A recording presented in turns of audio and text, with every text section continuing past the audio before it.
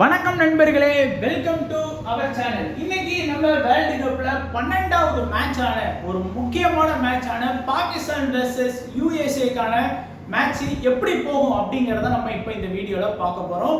And நம்ம ஏற்கனவே பார்த்தோம், நெதர்லாந்து கிட்டேயே பாகிஸ்தான் வந்து எவ்வளவு போராடி வின் பண்ணாங்க. வந்த 3 மணி நேரத்திலே வேர்ல்டு கப் விட்டு எலிமினேட் ஆக வேண்டிய மேட்ச் அது. பாகிஸ்தான் ஏதோ ஜஸ்ட் மிஸ்ல வந்து தப்பிச்சு போயிட்டாங்க. ஸோ இன்னைக்கு மட்டும் யூஎஸ்ஏ மட்டும் போட்டாங்கன்னு வைங்களேன், அவ்வளோதான், டாடா பாய் பாய் கதம் அப்படிங்கிற மாதிரி போயிட்டே இருக்க வேண்டியதான் பாகிஸ்தான். பட் நம்ம யூஎஸ்ஏவே குறைச்சி மதிப்பிட முடியாது. ஏன்னா இந்தியாவிலே அன்னைக்கு சூர்யாவை மட்டும் அவுட் ஆக்கியிருந்தாங்க அப்படின்னா இந்தியாவே முடிச்சு விட்டுருப்பாங்க. நம்ம 3 மணி நேரத்தில் வேர்ல்டு கப் போட்டு வெளியே வருவோங்கிற பயம் வந்திருக்கும்.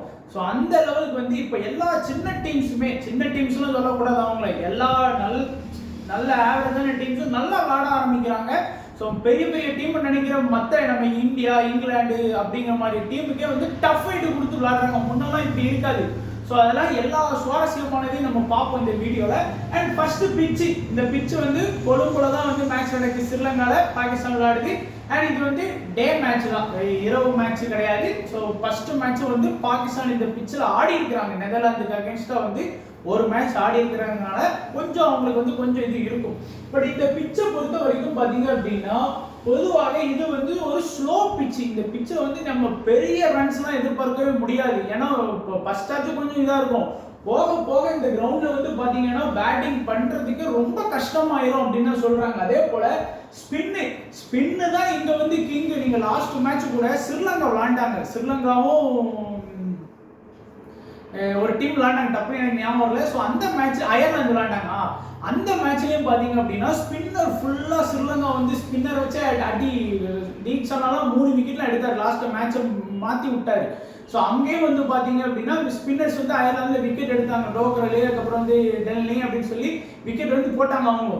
ஸோ அதனால் ஸ்பின்னு தான் இங்கே வந்து ராஜா. ஸோ ஸ்பின்னு அதே போல் ஃபாஸ்ட் வந்து எப்போ பார்த்தீங்க அப்படின்னா அந்த இனிஷியல் ஸ்டேஜில் ஒரு பவர் பிளேயில் மட்டும் 1 to 6 ஓவர் இருக்குல்ல, அதில் மட்டும் வந்து விக்கெட் வந்து எடுப்பாங்க அப்படிங்கிற மாதிரி இருக்கு இப்போ பார்த்துருக்கேன்.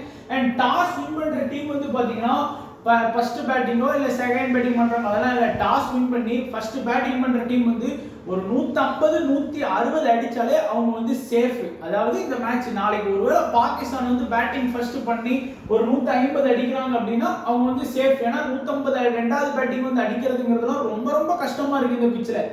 அதுவே ஒருவேளை யூஎஸ்ஏ நாளைக்கு பேட்டிங் ஃபர்ஸ்ட் பண்ணி ஒரு 150 160 அடிச்சு வச்சிட்டாங்க அப்படின்னா பாகிஸ்தானை வந்து நம்ம நம்ப முடியாது, தோத்து போறதுக்கு கூட வாய்ப்பு இருக்கு. அதனால இங்க வந்து பனிப்பொழிவு பத்தில நம்ம இப்போ வந்து கன்சிடர் பண்ண தேவையில்லை. காரணம் என்னன்னா இது வந்து ஒரு டே மேட்ச் அவங்க கொடுத்துருக்காங்க. ஸோ ஓவராலா பார்க்கும்போது இந்த வேர்ல்டு கப்ல இந்த பிச்சில் 2 மேட்ச் ஆடிட்டாங்க. 50-50% தான். பேட்டிங் ஃபர்ஸ்ட் பண்ண டீம் ஒரு டைம் வின் பண்ணியிருக்கு, பேட்டிங் செகண்ட் பண்ண டீம் ஒரு டைம் வின் பண்ணியிருக்காங்க. ஆவரேஜான ஃபர்ஸ்ட் இன்னிங் ஸ்கோர் வந்து 155. பொதுவாக இந்த பிச்சில் வந்து ஆவரேஜான ஃபர்ஸ்ட் இன்னிங் ஸ்கோர் வந்து எவ்வளோ நம்ம பார்த்துருக்கோம்னா 151 பார்த்தோம். இப்போ 155, பெரிய வித்தியாசங்கள்லாம் இல்லை. ஹை ஸ்கோர் 163 தான் போயிருக்குது.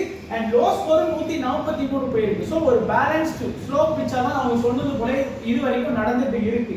அண்ட் இப்போ பாகிஸ்தானோட பாசிபிள் லெவனா நான் நாளைக்கு பார்க்கறது வந்து நாளைக்கு மேட்ச்ல பாகிஸ்தான் வந்து எப்படி இறக்குவாங்க அப்படின்னா ஃபர்கன் வந்து ஓப்பனிங் ஆடுவாரு, அய்யூபு ஓப்பனிங், சால்மானு, அடுத்து பாபர் அசாமு, உஸ்மான் கானு, அடுத்து சடாஃப் கானு, அடுத்து வந்து முகமது நவாஸ், அஷ்ரஃப், அடுத்து வந்து அஃப்ரிடி, அடுத்து வந்து சல்மான் மிர்சா, அடுத்து வந்து அபர் அகமது. இதுதான் நாளைக்கு வந்து யூஎஸ்ஏக்கு அகேன்ஸ்டா பாகிஸ்தான் களமிறக்கக்கூடிய ஒரு டீமா இருக்கும். ஆல்ரெடி இது ஒரு வின்னிங் டீமா இருக்கு அவங்களுக்கு.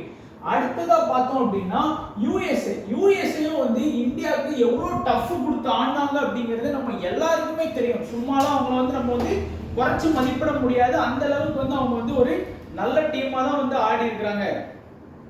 ஃபர்ஸ்ட் ஓப்பனிங் வந்து ஆண்ட்ரிக் கவுஸ் வந்து முக்காமாலாம் தான் வந்து ஆடுவாங்க. அதுக்கு அடுத்து வந்து பார்த்தீங்கன்னா மோனாங் படேல், அடுத்து வந்து மிலிந்த் குமார் வந்து ஆடுவாரு, அடுத்து வந்து சஞ்சய் கிருஷ்ணமூர்த்தி ஆடுவாரு, சுபம் ரஞ்சனி. ஸோ டாப் 6 வந்து பெர்ஃபெக்டா இருக்கு யூஎஸ்ஏக்கு. எப்படி பாகிஸ்தானுக்கு இருக்கோ இதுல குறிப்பா வந்து பாத்தீங்கன்னா இந்தியாவுக்கு அகேன்ஸ்டா இந்த 3 பிளேயர்ஸோட ரன் சேர்த்தீங்கன்னா வெறும் 8. அப்படி இருந்தும் இந்தியாவுக்கு டஃப் ஃபைட் கொடுத்துருக்காங்கன்னா பாருங்க. அப்போ அவங்க கொஞ்சம் ஆடி இருந்தாங்கன்னா எப்படி இருந்திருக்கும் அப்படின்னு. ஏன்னா மிடில் ஆர்டர்ஸ் வந்து நல்லா ஆடினாங்க. ஸோ அதுக்கு அடுத்து வந்து பார்த்தோம் அப்படின்னா பவுலிங் ஆப்ஷன் இருக்கு. ஸோ பவுலிங் ஆப்ஷனை பொறுத்த வரைக்கும் ஹர்மித் சிங் வந்து ஒரு நல்ல ஒரு ஸ்பின் பவுலரா இருக்கிறாரு. அதே போல முகமது மோஷினும் ஒரு ஸ்பின் பவுலரா இருக்கிறாரு. அதே போல நம்மளுடைய ஷார்பிக்கும் வந்து ஒரு ஸ்பின்னர் ஆப்ஷனா தான் இருக்கிறாரு. அலிகான் வந்து ஒரு ஃபாஸ்ட் பவுலிங்ல இருக்கிறாரு. நெட்ராவல்கரை பொறுத்த வரைக்கும் ஒரு ஃபாஸ்ட் பவுலரா இருக்கிறாரு. இதுல வந்து நமக்கு வந்து சுபம் ரஞ்சனை வந்து பவுலிங் பண்ணுவாரு. அவரு வந்து ஒரு மீடியம் ஃபாஸ்ட் பவுலர். ஆனா இதுல வந்து இன்னொன்னு என்னன்னா, அவருடைய லாஸ்ட் 5 மேட்ச் எடுத்துக்கிட்டீங்கன்னா, T20 எடுத்துக்கிட்டீங்க அப்படின்னா இந்தியா கூட மட்டும்தான் அவர் வந்து விக்கெட் எடுத்து கொடுக்கல. மீதி வந்து 5ல 4 மேட்ச் வந்து அவர் விளாண்ட எல்லா மேட்சும் விக்கெட் எடுத்து கொடுத்துருக்காரு. ஸோ இந்தியா கூட விளாண்டதுனால தான் அவர் வந்து 2 ஓவர் பவுலிங் பண்ணி விக்கெட் எடுக்கலாம்னாலும் மற்ற விளாண்ட 4 மேட்ச்ல 4மே விக்கெட் எடுத்து கொடுத்துருக்காரு. ஸோ ஒரு முக்கியமான ஒரு ஆல்ரவுண்டரா நான் பார்க்குறேன். நீங்களும் பார்த்துக்கோங்க, ஏன்னா அதுதான் முக்கியம். ஸோ ஒரு நல்ல டீசெண்டான ஆல்ரவுண்டர், பேட்டிங் பிளஸ் பவுலிங் பண்ற டாப்ல வந்து வேற யாருமே வந்து பாத்தீங்கன்னா பெருசா பவுலிங் எடுக்கிறது இல்லை. பட் இவர் வந்து ஒரு நல்ல ஒரு ஆப்ஷனா வந்து நமக்கு வந்து இருப்பாரு. அடுத்ததா நம்ம பார்க்கக்கூடியது பாகிஸ்தான் பவுல். 2 டீமோட பாசிபிள் 11 பார்த்தாச்சு. இப்போ நம்ம இன்ட்ரெஸ்டிங்கா என்ன நாளைக்கு மேட்ச்ல நடக்கும் அப்படின்னு பார்க்கலாமா? பவுலிங் ஆப்ஷனை பொறுத்த வரைக்கும் பாகிஸ்தான்ல சூப்பராகவே வச்சிருக்காங்க. நவாஸ் அவருடைய 4 ஓவர் பவுலிங் போடுவார், ஏன்னா ஸ்பின் முக்கியமான ஸ்பின். அதுக்கப்புறம் வந்து பாத்தீங்கன்னா அபர் அகமது செம்ம ஃபார்ம்ல இருக்கிறாரு. எல்லா மேட்சும் விக்கெட் எடுத்து கொடுத்துட்டு இருக்கிறாரு. ரீசெண்டா ஆஸ்திரேலியா விளாண்டாங்க, அப்போ இருந்து நல்லா விக்கெட் எடுக்கிறாரு. அதே போல சடாஃப் கான் வந்து லாஸ்ட் மேட்ச் வந்து விக்கெட் எடுக்கல, 4 ஓவர் பவுலிங் பண்ணி 0 விக்கெட் தான். பட் அவருக்கும் ஒரு முக்கியமான ஒரு ஸ்பின்னரா இருக்கிறாரு. ஸோ இந்த 3 ஸ்பின்னருமே வந்து நாளைக்கு வந்து யுஎஸ்ஏ கிட்ட நல்லா டாமினேட் பண்ணுவாங்க. ரொம்ப பெரிய ஸ்கோர் அடிக்க விடாம நல்லா டாமினேட் பண்றதுக்கு வாய்ப்புகள் பிரகாசமா இருக்கு. ஸோ இந்த 3 ஸ்பின்னரும் சேர்த்தே வந்து பாத்தீங்கன்னா ஒரு 5ல இருந்து 6 விக்கெட் வரைக்கும் நாளைக்கு மேட்ச்ல கூட எடுத்து கொடுக்கறதுக்கு வாய்ப்புகள் இருக்கலாம். ஏன்னா ஸ்பின்னு தானே இந்த பிட்ச்ல ராஜான்னு சொல்லியிருக்கிறாங்க, அந்த காரணத்தினால. அண்ட் அஸ்ரஃப் வந்து பெருசா பவுல் பண்ணல. காரணம், இந்த மேட்ச் மேபி அவர் பவுல் பண்ணாருன்னா 2 ஓவர் வரைக்கும் கொடுப்பாங்க. ஏன்னா இந்த பிட்ச் தான் வந்து ஃபாஸ்ட்டுக்கு பெருசா எடுக்காதே, ஸ்டார்டிங்ல தானே எடுக்கு அப்படிங்கிறதுனால அவங்க ஸ்பின்னர் அட்டாக்லேயே வந்து பாத்தீங்கன்னா 12 ஓவர் வந்து கழிச்சிடுறாங்க.